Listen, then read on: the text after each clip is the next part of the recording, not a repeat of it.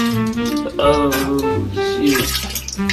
Hey Vomniacs, it's your girl NubianBaddGoddess here, bringing to you very disrespectfully on this July 4th, our Juneteenth celebration. You guys already know how it goes.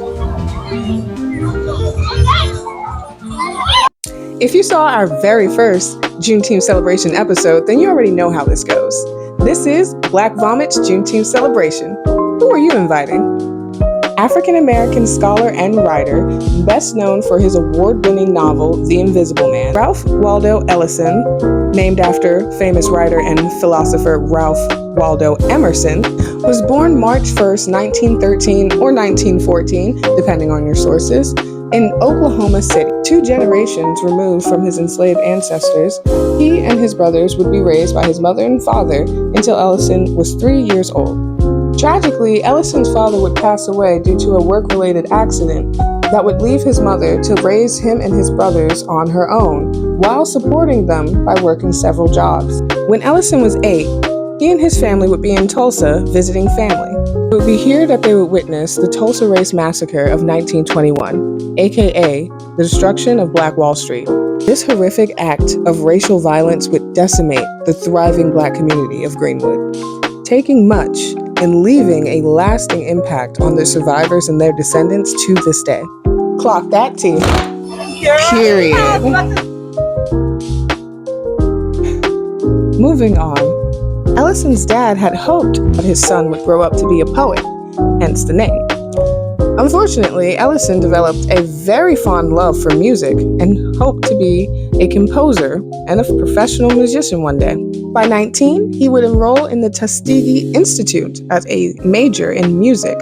He played the cornet or the trumpet and loved playing jazz or classical music. Unfortunately, during the Great Depression, he could no longer continue to earn funds to pay for his education. During this time, he would start writing essays, short stories, and start working as a writer and researcher in New York. However, it wouldn't be until much later when he joined the war that he would begin writing what would become later The Invisible Man, a critical success since it debuted in 1952, being on the bestsellers list for 16 weeks straight, and winning the National Book Award in 1953.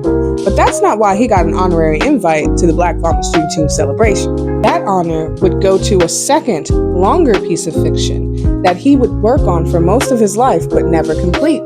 That novel was titled Juneteenth, and it was published in 1999, shortly after his passing in 1994. And surprise, surprise, surprise, surprise,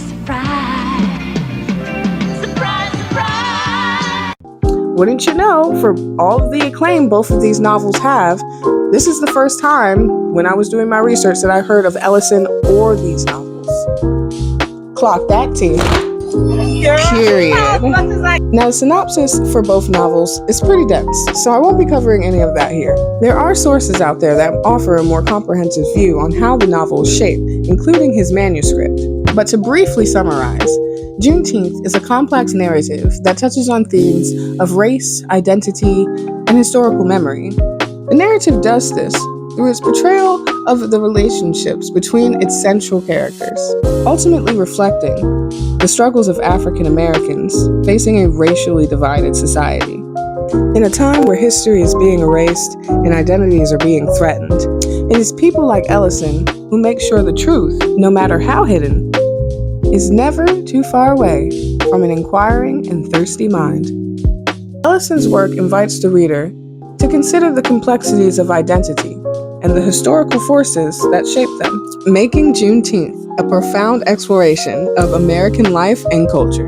And that's why Ralph Waldo Ellison is a most honored invitee to BlackVomit's Juneteenth celebration. Hey, yo, Waldo! What that champion do?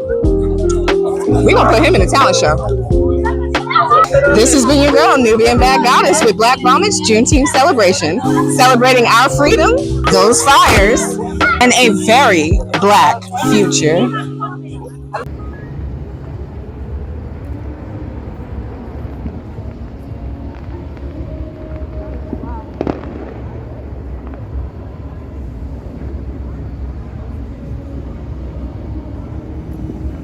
Hey Vomniacs, just wanted to let you know really quick that BlackVomit has merch.